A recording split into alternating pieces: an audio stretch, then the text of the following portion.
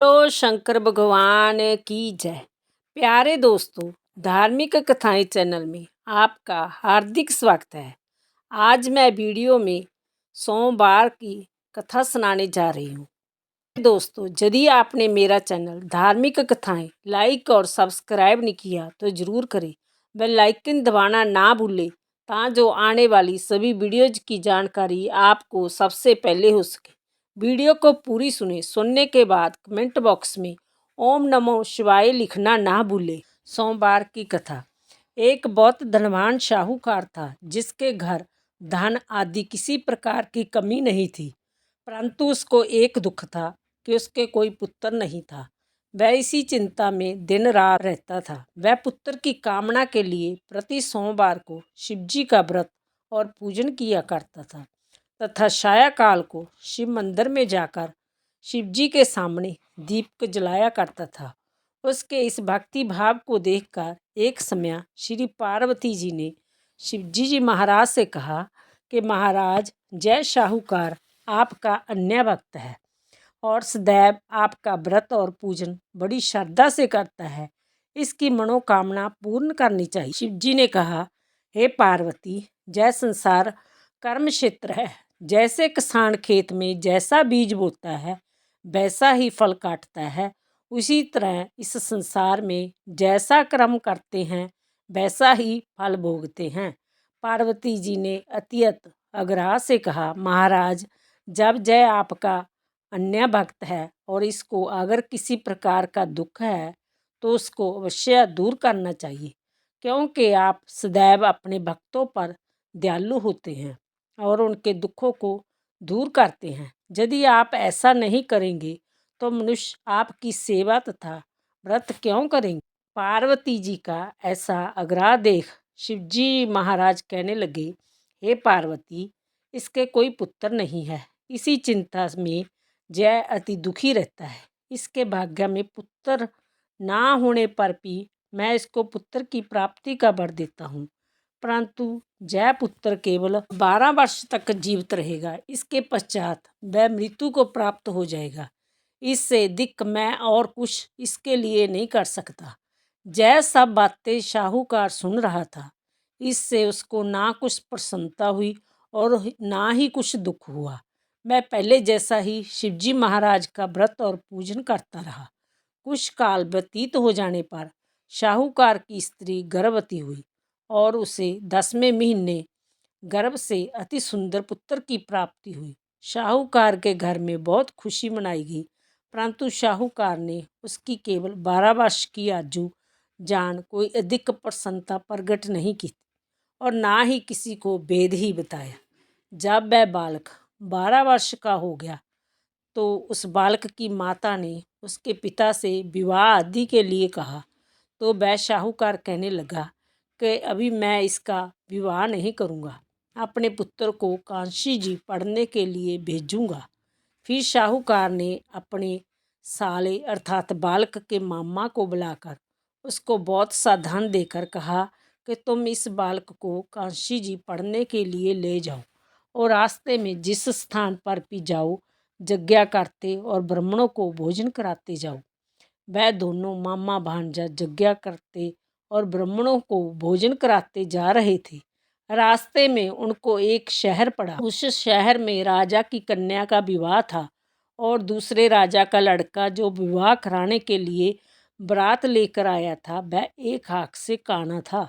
उसके पिता को इस बात की बड़ी चिंता थी कि कहीं वर को देख कन्या के माता पिता विवाह में किसी प्रकार की अड़चन पैदा ना कर दे। इस कारण जब उसने अति सुंदर सेठ के लड़के को देखा तो मन में विचार किया कि क्यों ना दरवाजे के समय इस लड़के से वर का काम चलाया जाए। ऐसा विचार कर वर के पिता ने उस लड़के और मामा से बात की तो वो राजी हो गए।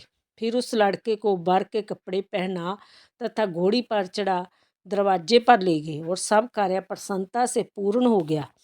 फिर वर के पिता ने सोचा कि यदि विवाह कार्य भी इसी लड़के से करा लिया जाए तो क्या बुराई है।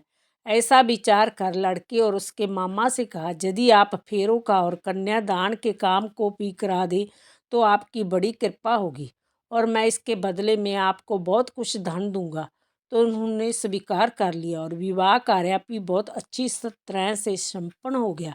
परंतु जिस समय लड़का जाने लग गया तो उसने राजकुमारी की चुंदड़ी के पल्ले पर लिख दिया कि तेरा विवाह तो मेरे साथ हुआ है, परंतु जिस राजकुमार के साथ तुमको भेजेंगे वह एक आँख से काना है और मैं कांशी जी पढ़ने जा रहा हूँ।